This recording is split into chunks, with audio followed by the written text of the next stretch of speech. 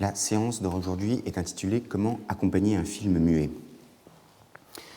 Je vais d'abord faire un peu un historique de l'accompagnement de films muets, en voyant quelles sont les différentes techniques par lesquelles on a pu accompagner un film muet dans le passé. Elles sont assez nombreuses. Il n'y a pas eu que l'improvisation au piano, comme vous allez le voir. Et puis, je vais tâcher de donner quelques exemples d'accompagnement au piano en montrant qu'un même extrait peut être accompagné de façon parfois totalement différente, ce qui renforce telle ou telle signification dans l'extrait. Pendant plus de 35 ans, de 1895 à la fin des années 1920, le cinéma a été muet. Cela ne veut pas dire pour autant que les salles obscures aient été des salles silencieuses, loin de là, puisque dès l'origine, la musique était là, éphémère, mais nécessaire. L'histoire des rapports entre cette musique fugitive comme la performance théâtrale et l'étrange permanence du film reste sans doute à écrire. Elle n'en est encore qu'à ses balbutiements. Elle occupe une place assez négligeable dans les monographies consacrées aux compositeurs qui, à un moment ou à un autre, ont écrit pour l'image, bien qu'elle ait si souvent accompagné leurs gestes créateurs. Pire, on peut dire que les ouvrages consacrés à la musique de film la relèguent le plus souvent au rang de curiosité, voire d'ancêtre, et préfèrent se concentrer sur l'analyse abstraite du rapport entre les sons en général, dialogue, bruitage, etc., et l'image. Heureusement, la situation est en train d'évoluer. Depuis quelques années, le développement du cinéma muet en concert, comme on dit, a permis de redécouvrir nombre de chefs-d'œuvre, parfois oubliés du patrimoine cinématographique, tout en offrant un terrain d'expression propice aux musiciens, qu'ils soient compositeurs ou improvisateurs. D'un point de vue plus académique, des recherches essentiellement d'origine italienne, allemande, anglo-saxonne commencent à approcher cet intéressant phénomène culturel. Néanmoins, la musique d'accompagnement reste encore la grande oubliée, tant de l'histoire du cinéma que de l'histoire de la musique. Elle pâtit sans doute de la mauvaise image attachée à l'idée d'improvisation, même si celle-ci, comme nous allons le voir, n'est pas la seule forme qu'a prise la musique au cinéma. Le 28 décembre 1895 marque symboliquement l'acte de naissance du cinéma. Dans la salle du Grand Café, un pianiste est là, il joue sur les images des Frères Lumière. Pourquoi un musicien est-il déjà présent au premier jour du 7e art ? Musique et cinéma sont-ils dès l'origine inséparables ? Peut-être qu'il faut se rappeler que la projection d'un film était ponctuée d'une quantité d'épisodes musicaux. Vous aviez les ouvertures qui annonçaient le début de la séance, les intermèdes qui assuraient les transitions entre les différents genres de films qui composaient le programme, les retraites qui précédaient les entr'actes ou qui accompagnaient le public vers la sortie. On se souvient que dans la première salle fixe parisienne, le cinématographe Lumière, qui est fondé en 1896, eh bien, on trouve une salle d'attente où officie un quatuor de cordes ou de saxophones, sans parler des parades et des fanfares qui précèdent l'arrivée des cinémas forains dans le moindre village. C'est que le cinéma, à cette époque, ressortissait sans doute davantage de l'art forain, de l'art du cirque, de l'art du bonimenteur, parfois de l'art de la marionnette, que de l'art abstrait, pur, intègre, que l'on connaît aujourd'hui. Faudrait-il écrire, pour parodier Nietzsche, une naissance du cinéma d'après l'esprit de la musique ? L'image en mouvement serait-elle, comme la tragédie selon le philosophe allemand, indissociable d'une atmosphère musicale première, préexistante à toute mise en image ? Peut-être, mais alors que chez Nietzsche, l'imagination est stimulée par l'élément musical, le cinéma serait l'art où la musique est devenue seconde, inspirée voire tributaire de l'image, le comble étant atteint dans l'improvisation. Alors, pour expliquer le rôle de la musique au cinéma, les interprétations ne manquent pas. Pour l'un des premiers historiens de la musique au cinéma, qui est Kurt London, cette présence est tout bonnement inéluctable, nécessitée par une réalité, en réalité très prosaïque. On a besoin de quelque chose qui couvre le bruit fait par le projecteur, écrit-il. Et en effet, ajoute-t-il, à l'époque, il n'y avait pas de paroi isolante entre l'appareil de projection et l'auditoire. Ce bruit pénible dérangeait le plaisir de la vision. J'aurai l'occasion, lors de la séance sur bruit et musique, de nuancer cette perception qui, semble-t-il, n'est guère documentée. Ce sera la première séance de cours du mois de janvier. En somme, continue-t-il, on utilisait un son agréable pour neutraliser un son moins agréable. Alors Theodor Adorno et Hans Eisler, co-auteurs du célèbre ouvrage « La musique de cinéma », avancent une explication légèrement différente, qui est plus développée, mais qui est ressortie à peu près à la même logique. Selon eux, le bruit n'était pas tant désagréable qu'inquiétant, dans la mesure où il donnait au spectateur l'impression d'être, je le cite, « livré à un mécanisme ». La musique ne serait-elle donc, sous couvert d'accompagnement, qu'une sorte de cache-misère d'un art trop mécanisé, production effrayante des temps modernes? Serait-elle simplement un supplément d'âme visant à masquer la technique pour la transfigurer en art, un supplément d'art, en quelque sorte? La lecture que Sophia Lissa fait s'émancipe de ces considérations qui sont toutes matérielles, même si il arrive qu'elles soient philosophiquement érigées en symptômes d'une sensibilité d'époque. Sophia Lissa atteint par là une problématique esthétique plus ancienne, plus riche, celle qui lie le mouvement au silence. Je la cite, « Dans le cinéma muet, le silence qui est normalement lié à l'immobilité doit être compensé. À ce titre, il n'est pas anodin que la plupart des spectacles muets, pantomimes, numéros de prestidigitation, cirque, music-hall, soient presque tous accompagnés de musique. Comme eux, le cinéma muet était bien sûr un art du spectacle, ce que n'est plus le cinéma aujourd'hui. Or, la musique permet traditionnellement à l'assistance de s'abstraire de son environnement, tout du voisin, décor de la salle, craquement des sièges, etc., le temps du numéro. Mais se réduit-elle, là encore, à une simple compensation? Cette atmosphère musicale n'est-elle pas aussi une condition esthétique, et non seulement pratique, de la réception du spectacle, voire de sa création? N'est-elle pas le vecteur par excellence qui signe l'appartenance du langage et de l'image au monde onirique de l'art? C'est ce qu'on va se demander.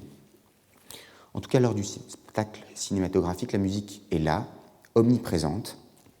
Remarquons d'ailleurs qu'elle l'est parfois lors du tournage, encore aujourd'hui, où on peut voir des musiciens installés sur les plateaux pour créer une atmosphère et offrir aux comédiens les conditions optimales d'interprétation d'une scène.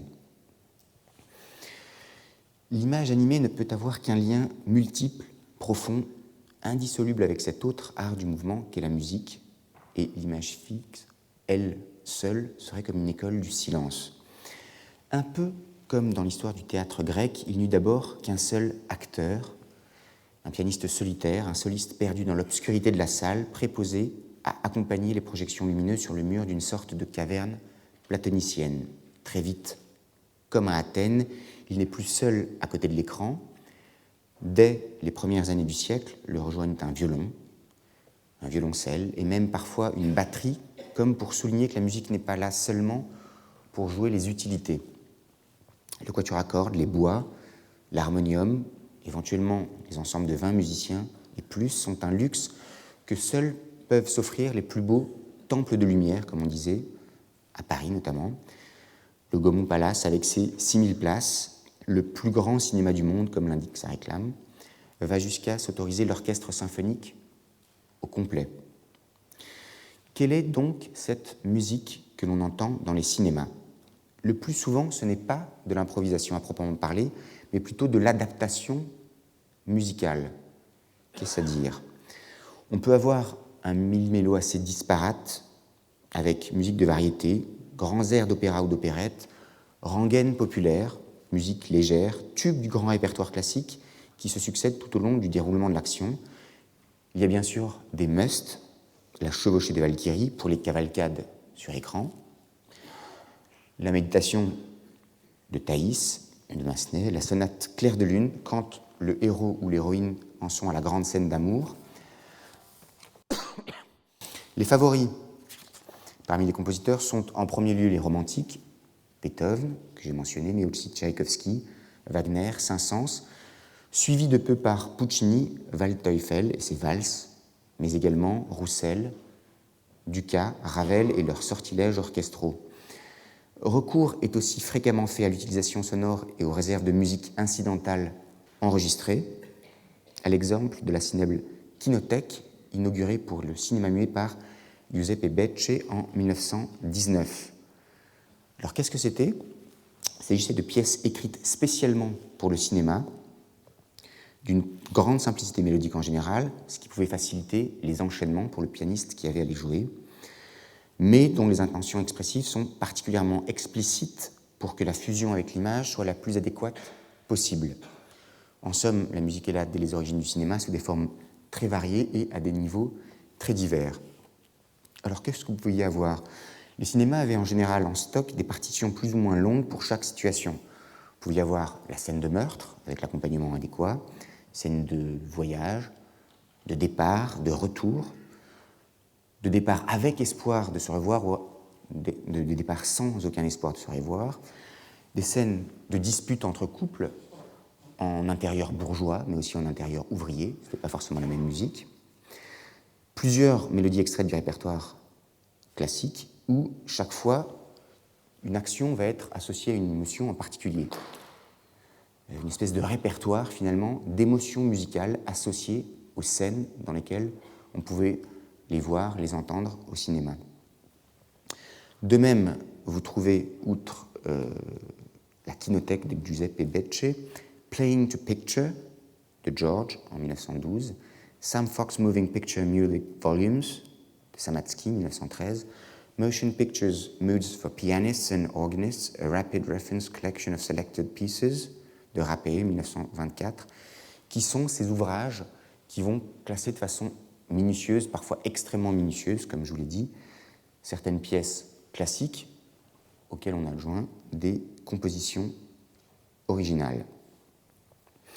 Ce n'est que petit à petit que la musique au cinéma va conquérir ses lettres de noblesse. Bientôt, on ne va plus se contenter de ce pot-pourri musical et on va faire appel à des créateurs de métier, des compositeurs. Alors, les grands musiciens classiques français sont les premiers à accepter de collaborer à l'écriture de musique pour le cinéma. 1908, Saint-Saëns, qui écrit une partition pour L'assassinat du duc de Guise d'André Calmette et Charles Le Bargy. Quelques années plus tard, c'est le tour de Michel Maurice Lévy, dit Beethoven, qui écrit la musique de la 10e symphonie d'Abel Gans. Il est suivi d'Éric Satie pour Entr'acte de René Clair, 1924, de Paul Ladmirault, La Brière de Léon Poirier, même année, Henri Rabault, Le Miracle des loups, toujours 1924, puis Le Joueur d'échecs en 1926, qui sont tous les deux signés de Raymond Bernard, puis Florent Schmitt, Salammbô de Pierre Morandon, 1925. On pourrait en citer quelques autres, mais il s'agit là de certains des compositeurs de musique de concert les plus connus à l'époque. Entre-temps, aux États-Unis, pour Naissance d'une nation, Griffith, 1915, travaille en collaboration étroite avec Joseph Carl Bray, qui avait déjà participé au Queen Elizabeth, où jouait Sarah Bernhardt, et va compiler à cet effet plusieurs œuvres symphoniques auxquelles il mêle des airs patriotiques sudistes et nordistes et l'incontournable Chevauché des Valkyries. Alors remarquez que Griffith est l'un des rares réalisateurs à s'être lancé personnellement dans le travail de composition musicale. Il écrit lui-même l'un des thèmes de son mélodrame Le Lys brisé, très beau film de 1919, et il suit toujours de très près l'écriture des partitions de ses films quand il confie celles-ci à des musiciens de profession. En Union soviétique, le compositeur allemand Edmund Meisel écrit la musique du Cuirassé Potemkin d'Eisenstein, 1925, et Shostakovich, après avoir été pianiste pendant 2 ans dans un petit cinéma de Leningrad, fait de même pour la Nouvelle Babylone de Kozintsev et Trauberg. On a là quelque chose qui est situé entre création originale et collage de pièces préexistantes, avec quantité de solutions intermédiaires. On peut aussi citer la contribution de Darius Milhaud à l'Inhumaine de Marcel L'Herbier. Alors, que se passe-t-il ? Par exemple, quand Shostakovich accompagne lui-même au piano certains films muets, il arrive que ce soit un tel succès qu'au lieu des 2 séances prévues tous les soirs, c'est 3 séances qui sont diffusées, mais alors il va y avoir un changement dans la variation de tempo, c'est-à-dire que le défilement de l'image va être plus rapide parce que sinon ces 3 séances dureraient beaucoup trop longtemps. Donc Shostakovich, évidemment, est obligé de changer le type d'improvisation qu'il va faire, ou bien lorsque la musique est écrite effectivement exprès pour l'occasion, vous allez avoir des coupes dans certaines des musiques, parce qu'il faut aller plus vite, et de temps en temps, pour relier ces extraits qui ont été mutilés, Shostakovich se met lui-même au piano et improvise une transition, un conduit musical. Donc il faut bien voir que ce que l'on se représente de temps en temps comme quelque chose d'extrêmement figé, qui est toujours égal à lui-même au cours des séances, était en réalité d'une extrême diversité. Et là encore, c'est l'image du pot pourri qui me vient à l'esprit, parce que, effectivement, il fallait faire preuve d'un très grand pragmatisme lorsque vous étiez musicien à l'époque et que vous deviez accompagner un film muet. La vitesse des défilements entrant en ligne de compte, le fait que de temps en temps, certaines des versions cinématographiques étaient mutilées et que le musicien ne s'en rendait compte qu'au moment de la projection, même pas quelques minutes auparavant. Bref, il fallait pouvoir s'adapter très vite aux circonstances de projection. Mais l'exemple des musiciens classiques, des musiciens pour le concert que je vous ai cité, est là pour contrer une idée reçue, cette idée que finalement les musiciens classiques n'ont pas tous, loin de là, traité le genre avec mépris, et que compositeurs de musique savante, entre guillemets, ont très tôt été attirés par la nouvelle forme d'expression que constitue le cinématographe, comme le révèle d'ailleurs une enquête réalisée auprès de 29 d'entre eux pendant l'été 1919. Que se passe-t-il? Une sorte de sondage avait été organisé, c'est-à-dire qu'en 1919 et en 1925, la presse cinématographique publie 2 enquêtes approfondies sur les rapports entre musique et cinéma qui vont souligner assez clairement des divergences d'orientation. Une 3e enquête a lieu en 1929. Elle fait état des transformations du métier consécutives à l'apparition du cinéma parlant. Il va en être question. Et de façon symptomatique, ce ne sont plus des musiciens, mais des réalisateurs que l'on va interroger. Alors, l'arrivée du parlant transforme évidemment considérablement la profession. Du jour au lendemain, des dizaines de milliers d'instrumentistes sont mis à la porte. On en comptait près de 10 000 rien qu'à Paris. Et c'en est fini de la diversité vivante de l'accompagnement musical, alors que la multiplicité des interprétations pouvait même susciter chez les spectateurs l'impression qu'ils voyaient un film nouveau à chaque projection dans une salle différente. Désormais, la partition colle au film en une seule lecture obligée, définitive, figée à jamais. Bergman déplore cette restriction imposée à l'imagination et à la créativité. Pour lui, le cinéma parlant, au même titre que l'introduction de la couleur, mais pour des raisons différentes, est une catastrophe pour l'histoire du cinéma. Alors, je vous cite un entretien qu'il a accordé à Serge Danet pour le journal Libération en 1983. Car quand on y pense, c'est très curieux, nous travaillons aujourd'hui exactement de la même façon que les frères Lumière, avec les mêmes machines. C'est plus sophistiqué, mais le principe est le même. La couleur n'a rien apporté à l'art. Le parlant a presque été une catastrophe. Personnellement, je suis tellement fasciné par la vieille façon de faire des films, avec la caméra, le projecteur et les ombres sur un écran blanc. Alors, qu'on le regrette ou qu'on le réjouisse, le parlant a bouleversé la relation entre l'auditeur et l'écran. En particulier, le rapport de la partition à l'action s'en est trouvé complètement repensé, la technicité l'emportant dorénavant sur la spontanéité. Que sont donc devenus les films muets et dans quelles conditions s'effectue dès lors leur projection?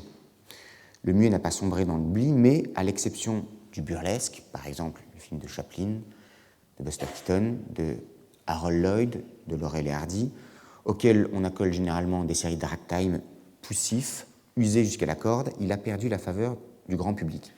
C'est vrai que le cinéma muet, pendant très longtemps, a souffert d'une mauvaise image qui était liée au fait qu'il n'était plus diffusé qu'à des heures extrêmement tardives, sur des chaînes parfois confidentielles, où vous aviez effectivement presque systématiquement ce ragtime un peu poussif qui était là pour accompagner non seulement des scènes burlesques, où encore on pouvait lui trouver un intérêt, mais de temps en temps également des mélodrames par manque d'inspiration de la part de la personne qui allait s'occuper des musiques.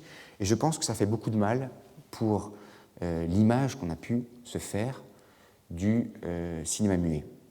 Heureusement, la renaissance des ciné-concerts dont il va être question a permis un tout petit peu de modifier cette image, de faire en sorte que ce ne soit pas seulement cette musique mécaniste, choisie simplement par manque d'imagination, mais quantité d'autres types de musique, pas simplement pour le piano, et avec une vitesse de défilement des images qui n'était pas calquée sur ces burlesques, pour lesquels très souvent le côté mécanique qui était là pour susciter du rire était exagéré, mais où on avait des vitesses de défilement qui étaient un peu plus normales, et il n'y avait aucune raison pour que les personnages sur l'écran fassent 2 fois plus vite parfois ce qu'ils étaient censés faire dans la réalité. C'est vrai qu'il y a eu quand même un débat à partir de 1945 sur la question de savoir comment accompagner ces films muets. Vous aviez un certain nombre de puristes, après Henri Langlois, dans la tradition de la cinémathèque française, qui pensaient qu'il fallait à tout prix que les films muets soient diffusés de façon autonome, sans accompagnement, un petit peu comme une eau forte, une espèce d'écrin. Et ces puristes, malgré la logique historique qui voulait que si l'on cherche un tout petit peu à respecter ce qu'il se faisait dans le passé, restituer à peu près les conditions, eh bien, il aurait fallu dans ce cas-là avoir une musique qui accompagne. Il considérait que, dans le sens d'un espèce de formaliste un peu exagéré, il valait au contraire mieux se passer de tout accompagnement. En réalité, derrière ce débat, qui paraît être un débat esthétique, il y avait des considérations bassement matérielles.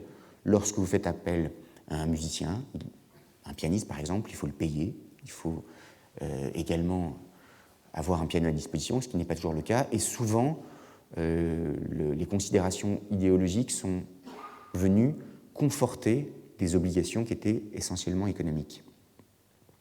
Ce qui s'est passé, c'est qu'on a eu tendance à adopter un comportement de chapelle, avec souvent des adorateurs fervents, sensibles à une image décrite comme une, et là je cite ce qui était dit à l'époque, une eau forte et silencieuse. Dans leur conception, la projection d'un film muet devait se faire dans une forme de recueillement qui excluait tout recours à une musique qui aurait pu distraire le spectateur de la toute-puissance de l'image, ceci d'ailleurs au risque de reléguer le muet dans le placard de la muséographie. Et cela a été de fait un peu le cas pendant les 2 ou 3 décennies qui ont suivi la Deuxième Guerre mondiale. La redécouverte du muet n'est pas sans rappeler la révolution baroque, parce qu'elle s'est faite également à l'initiative de quelques pionniers. Il faut citer les Giornate del Cinema Muto de Pordenone. Et puis, à partir des années 1980, une nouvelle lecture du cinéma muet est proposée, comme les baroques l'avaient fait du répertoire préclassique quelques décennies auparavant. Selon Christian Bellègue, qui était le fondateur du cinéma, du festival Ciné-Mémoire, qui a eu lieu à Paris entre 1991 et 1995, et qui a été l'un des principaux artisans de cette redécouverte en France, je le cite, « La musique est ainsi devenue le complément nécessaire et le stade ultime de la restauration. Son rôle est double. La musique permet une large diffusion du film en associant des publics nouveaux à la projection et en la réinscrivant dans le cadre du spectacle et de son histoire. D'autre part, en soumettant le film à des interprétations, au même titre qu'une pièce de théâtre ou qu'un opéra, elle le rend notre exact contemporain et lui confère une actualité toute différente du film sonore, lié à jamais à l'époque qu'il a vu naître. » Aujourd'hui, ce nouveau type de spectacle a conquis un public, le film muet avec accompagnement musical qu'on nomme parfois cinéma en concert ou à l'inverse concert cinématographique, voire pour ne froisser aucune susceptibilité ciné-concert. Ce genre-là est en plein essor. Sa présentation connaît des variantes. Vous pouvez avoir des reconstitutions historiques qui vont s'efforcer de retrouver la partition originale et de l'interpréter dans l'esprit de l'époque. Vous pouvez avoir des improvisations solistes au piano ou à l'orgue, parfois à l'orgue de cinéma quand c'est possible. Il arrive, mais ça coûte cher, qu'il y ait la commande d'une nouvelle musique à un compositeur d'aujourd'hui. On peut citer à cet égard la partition de Pierre Janssen et Antoine Duhamel pour Intolérance de Griffiths en 1985. J'ai eu la chance d'assister à cette première, je n'étais pas très vieux. Sans parler de l'engagement de formations qui sont parfois issues des musiques électroniques que l'on emploie de temps en temps pour des films d'épouvante, pour des films où l'angoisse est présente, voire pour des mélos, ce qui ne me semble pas toujours être toujours adéquat. Mais vous avez musiques électroniques, musique improvisée, jazz, par exemple Artzoid, l'ARFI en fait partie. Le public s'élargit même aux abonnés des chaînes thématiques de télévision que leur soif d'image a amené à s'engager dans la production et à la diffusion de ce genre de spectacle, comme le remarquait naguère feu Jacques Poitras, qui s'occupait du cinéma muet pour Arte, grâce au projet Lumière, L'Europe technocratique s'est donné les moyens de faire sortir le muet des tiroirs. Les subventions accordées ont permis aux laboratoires, Bologne, La Haye par exemple, de prendre en charge le volet industriel de cette politique artistique. Gaumont, Canal+, etc. trouvent leur intérêt à participer à la restauration des films.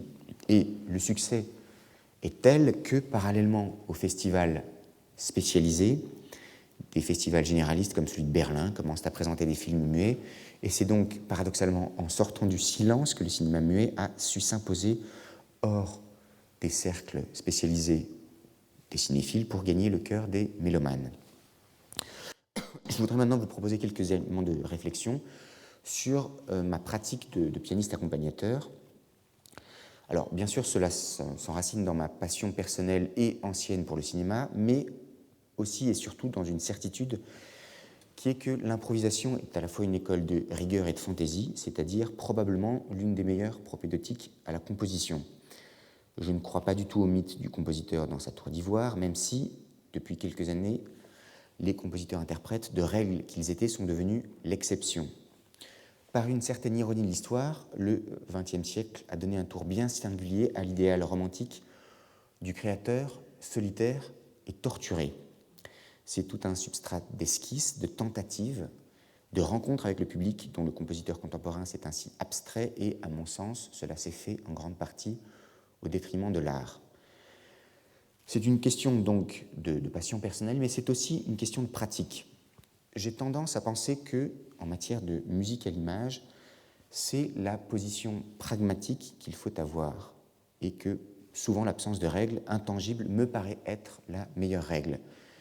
Alors, je crois qu'il existe en réalité deux écueils symétriques. D'un côté, vous auriez ce que l'on peut appeler le Mickey Mousing, c'est-à-dire le fait de réduire le rôle du compositeur à celui d'un commentateur de l'intrigue, d'un exégète qui s'en tiendrait à une paraphrase, à une forme d'illustration qui, au lieu de souligner ou d'approfondir l'action, l'aplanit, au contraire, en chargeant à l'excès sa signification. De l'autre côté, vous auriez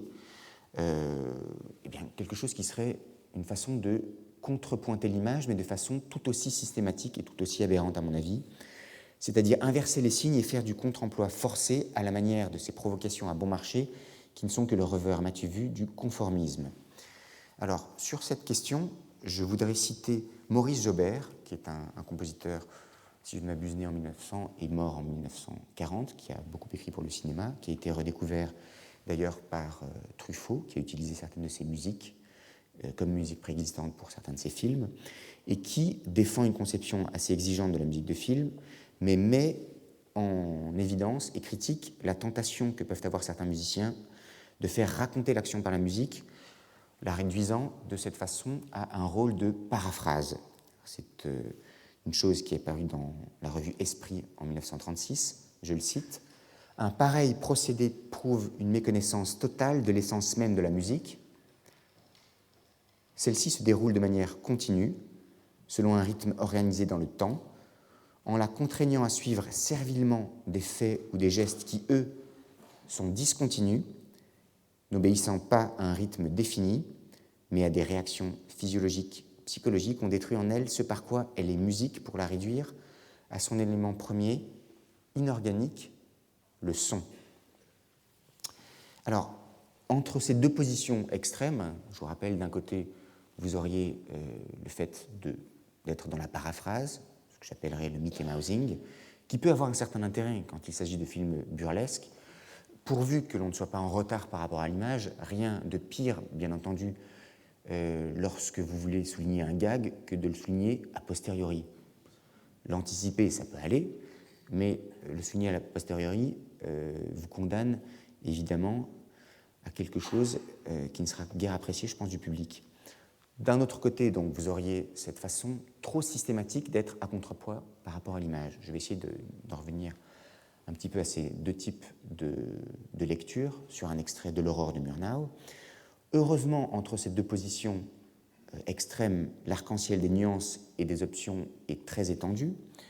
On a tout loisir d'ébaucher les linéaments d'un langage personnel. On est libre aussi, ça et là, de pasticher tel ou tel style d'un grand nom de la musique ou encore d'une époque dont l'atmosphère paraîtra peu ou prou adaptée au mouvement de l'image, aux sinuosités de l'intrigue ou encore tout simplement à l'économie des émotions.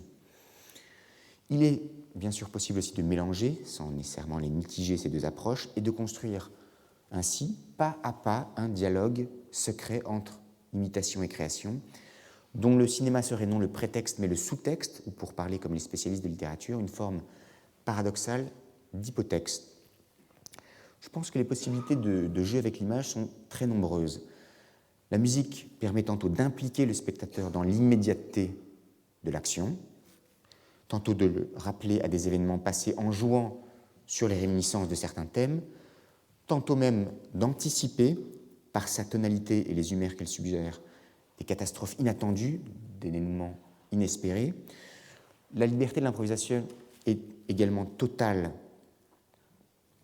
quant au traitement de la narration musicale, qui peut être parfois divisée en chapitres, tels l'écriture en numéros de l'opéra, ou suivre un développement continu, le Durchkomponiert, quelque part entre la mélodie infinie et le stream of consciousness.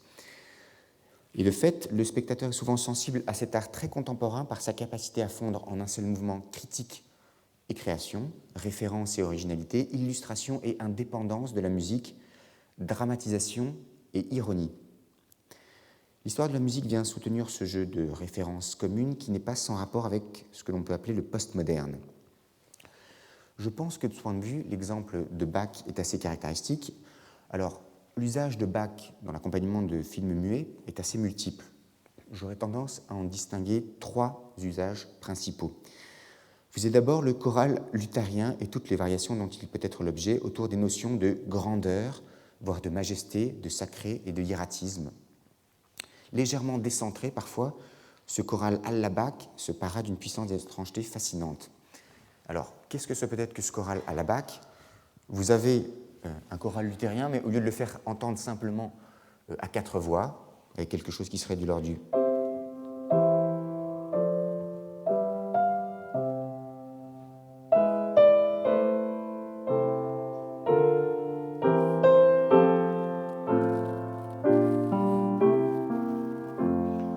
C'est-à-dire une succession de périodes, dans une écriture vraiment à 4 voix, très stricte. Alors chacune des périodes se concluant par une cadence qui peut être parfaite, imparfaite, rompue. Vous avez un usage plus extensif de Bach dans une vision d'un Bach plus romantique, si je puis dire. Un Bach qui serait légèrement romanticisé, mendelssohnisé, qui va être par exemple un Bach avec de larges basses, avec un usage métaphorique du 16 pieds de l'orgue, qui fait que vous allez avoir, par exemple,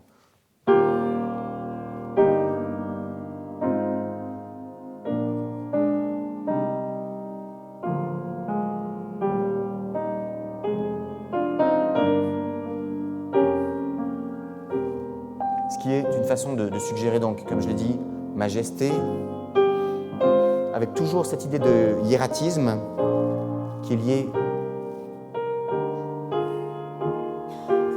à l'écriture verticale.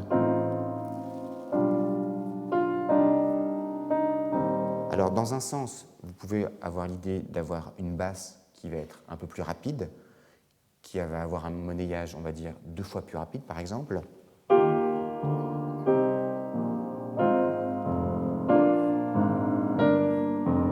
Ce qui permet d'avancer en gardant toujours la même impression de suspension,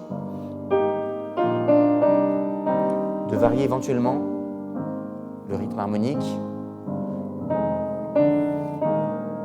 de changer, c'est-à-dire d'avoir de temps en temps non pas la basse qui fait entendre 2 pulsations pour une contre la partie supérieure, mais l'inverse.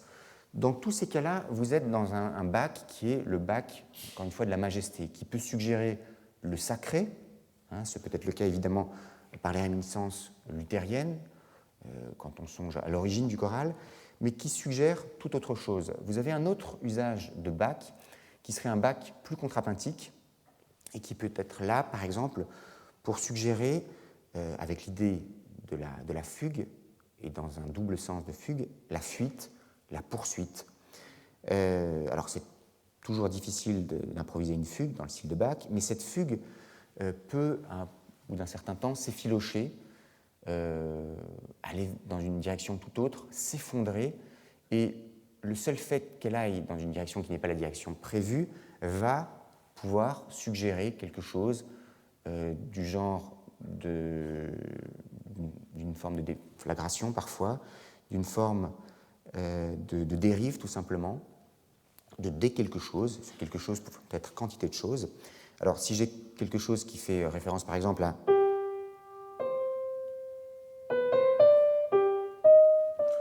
donc dans un fugato,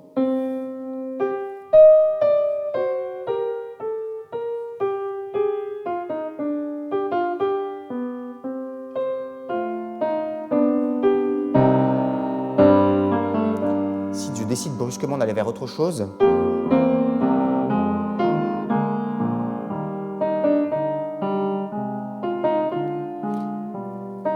c'est-à-dire ne pas suivre vraiment les lignes du contrepoint, voire d'aller stylistiquement vers autre chose.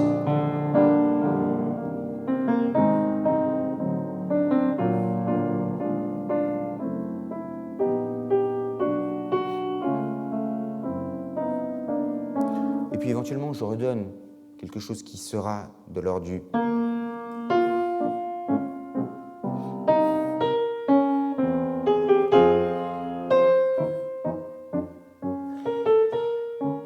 J'ai plus qu'un fantôme, un squelette de ce qui était le thème de la fugue, son sujet, et progressivement, je suis allé vers tout à fait autre chose, qui peut être aller vers l'un des compositeurs qui s'est beaucoup inspiré de Bach, Hindemith, par exemple, dans le 12 Tonalis, et qui va, via une certaine tonalité de fausse note, voir quelque chose qui sera plus de l'ordre de la tonalisme libre, me permettre de quitter ce hiératisme. Alors, encore une fois, c'est bon pour suggérer quelque chose comme un effondrement, une façon, si vous voulez, dans la mixture d'horizontale et de verticale, de suggérer par un segment de fugue simplement le délitement, une poursuite qui entrerait en décomposition. Vous allez avoir dérive, déchéance, autant de thèmes classiques du mélo des années 1920. Donc, voilà encore un autre usage de Bach. Et puis parfois, cet autre fugato qui va être en imitation serrée permet d'illustrer le commérage, la propagation d'une rumeur. Songez, si vous connaissez cette œuvre, au Dernier des Hommes de Murnau ou à L'éventail de Lady Windermere de Lubitsch avec la scène de l'hippogrome. Il peut y avoir des poursuites, notamment burlesques. Il peut y avoir aussi un décalage dans le film lui-même où on va redoubler l'ironie ou la satire qui sont déjà présentes. Cet autre usage qu'on peut faire d'une fugue ou plutôt d'un fugato. En revanche, il me semble que si on veut traduire non l'ironie mais l'angoisse, il sera sans doute plus approprié de faire appel à la musique du XIXe siècle qui privilégie le premier degré du sentiment et des formes musicales moins codifiées que celles de la fugue.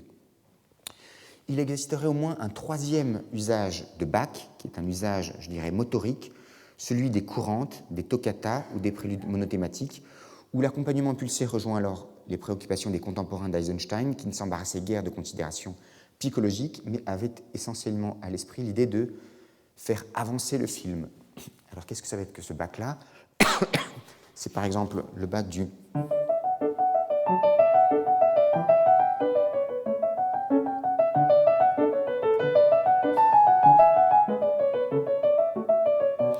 Si vous avez, par exemple, dans l'un de ces préludes du clavier bien tempéré, une image qui est une image, je ne sais pas, alors industrielle, pourquoi pas, même si je ne suis pas certain, malgré le motorisme, que cette musique assez ancrée dans le XVIIIe siècle puisse suggérer l'idée d'une révolution industrielle, mais à chaque fois que vous voulez donner l'illusion que l'image doit avancer,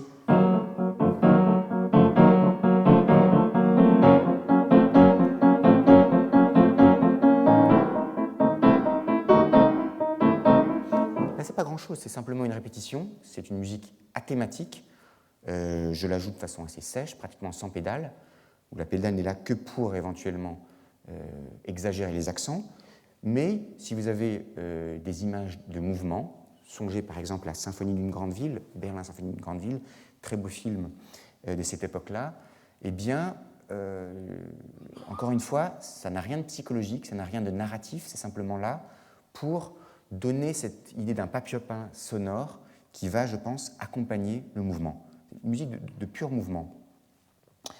Alors, ici, c'était dans un style qui serait plutôt référence au début du XXe siècle, mais si vous avez simplement, à nouveau dans un faux bac,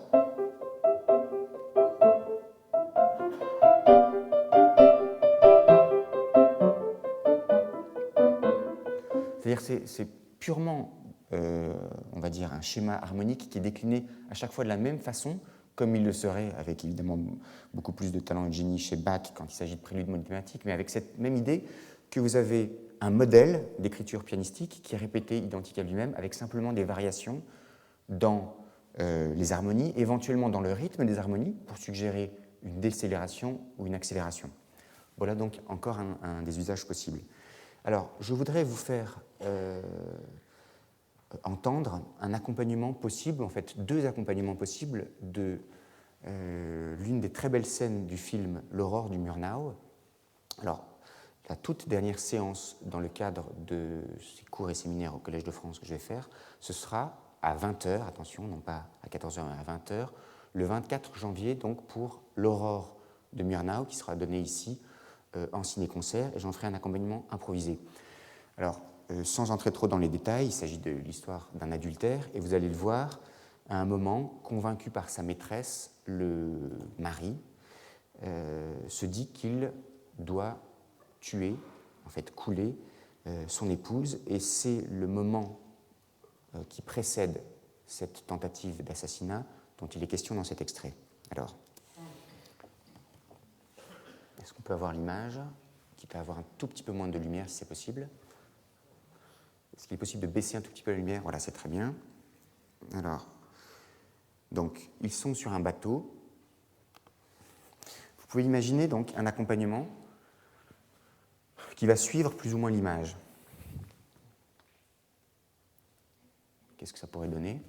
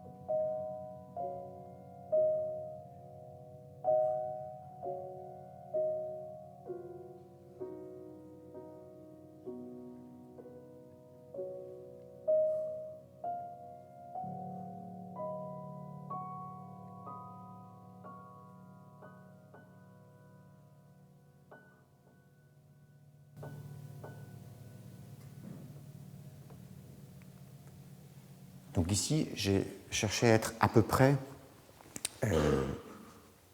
dans une relation directe avec l'image, sans la contrepointer, me semble-t-il, mais vous auriez d'autres possibilités d'accompagnement assez différentes, et pour lui notamment, on peut imaginer un contrepoint qui, sans doute, pourrait enrichir la lecture que l'on se fait de cet extrait d'autres significations. J'essaye de vous en donner un extrait. Donc là encore, je pense que c'est possible si, sur l'heure et demie que dure à peu près ce film, vous n'adoptez pas de façon systématique cette interprétation du contre-emploi. Elle vaut parce qu'on a affaire à un extrait de 2-3 minutes environ, que vous pourrez reproduire à d'autres moments, mais être systématiquement en contre-emploi me semblerait, encore une fois, c'est une vision très pragmatique et un peu personnelle, mais me semblerait être un tort. En revanche, pour cette scène-là, pourquoi pas? Alors qu'est-ce que ça donnerait?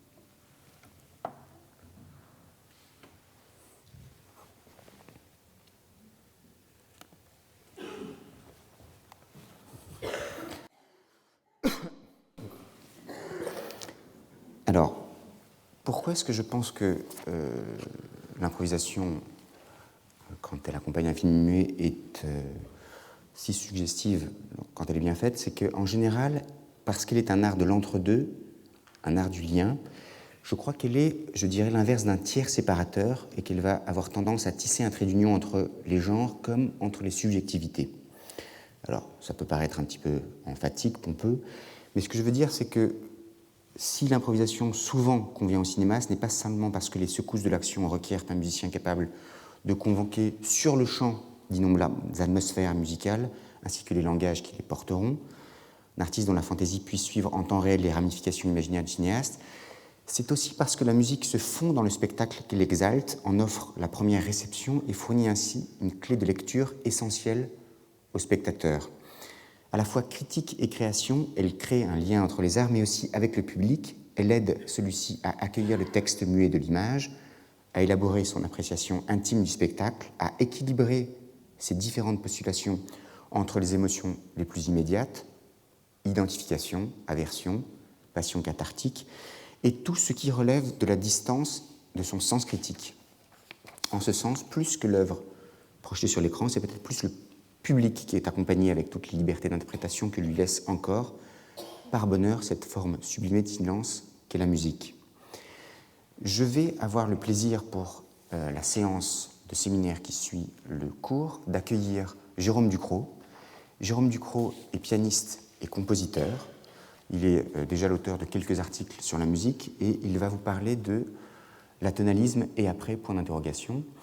Alors, je voudrais vous faire entendre un extrait d'une œuvre de Jérôme Ducrot, qui est un trio pour 2 violoncelles et piano, une formation un peu inédite, qui est jouée dans cet enregistrement par Georgi Anichenko au violoncelle, Jérôme Pernaut au violoncelle, Jérôme Ducrot lui-même au piano.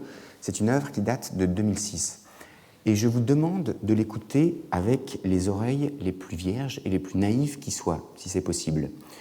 Alors, un disque de la musique de chambre de Jérôme Ducrot va paraître chez Universal Music avec un autre trio et un quintet, probablement au mois de mai prochain.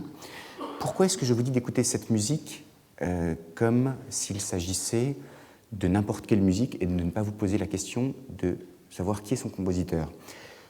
J'ai à l'esprit cette anecdote racontée, je crois, par Glenn Gould, qui imagine une sonate qui serait découverte, redécouverte, on va dire, par un musicologue, et dont la première datation dirait assurément c'est une œuvre de Telemann, une œuvre qui a été écrite par Telemann, et tout le public et la critique s'extasient devant le fait qu'il s'agit d'une œuvre qui paraît tellement moderne pour l'époque de Telemann.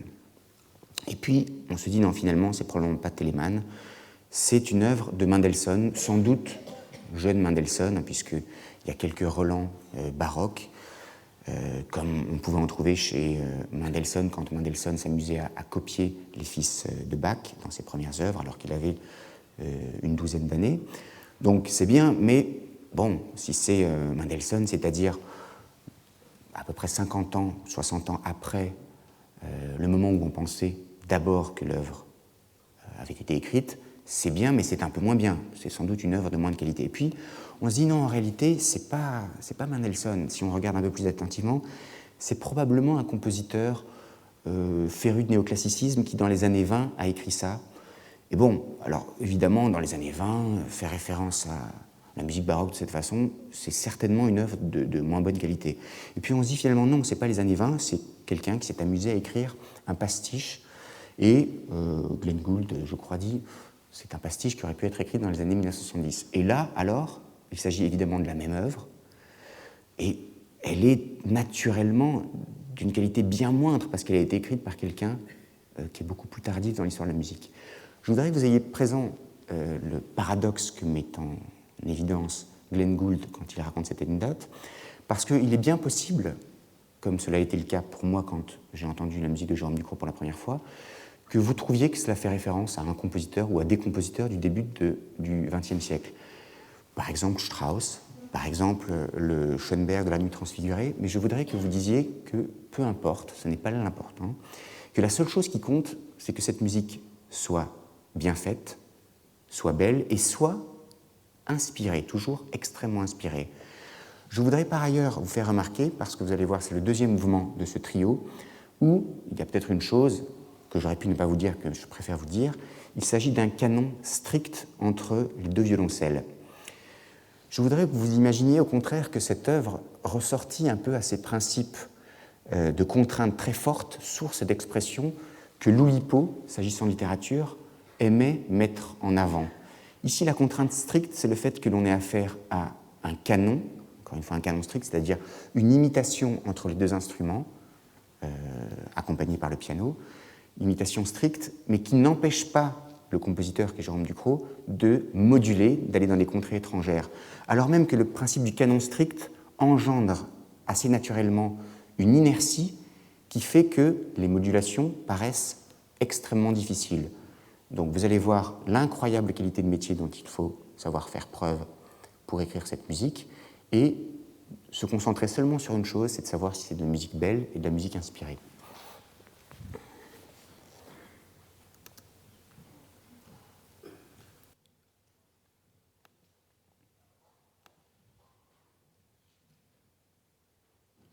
Donc est-ce qu'on a bien le son ?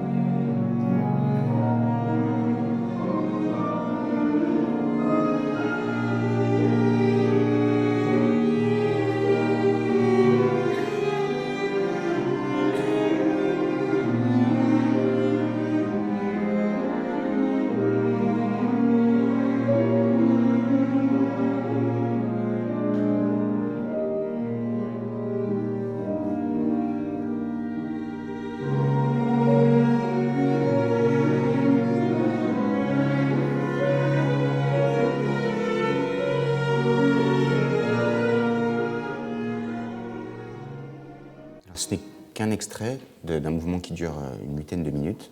Deuxième mouvement donc de son trio pour deux violoncelles et piano. Je vais vous demander une courte pause, guère plus de 2 minutes, vraiment pas plus de 2 minutes, et puis j'aurai donc le plaisir d'accueillir Jérôme Ducrot, compositeur et pianiste qui nous parlera de l'atonalisme et après, point d'interrogation.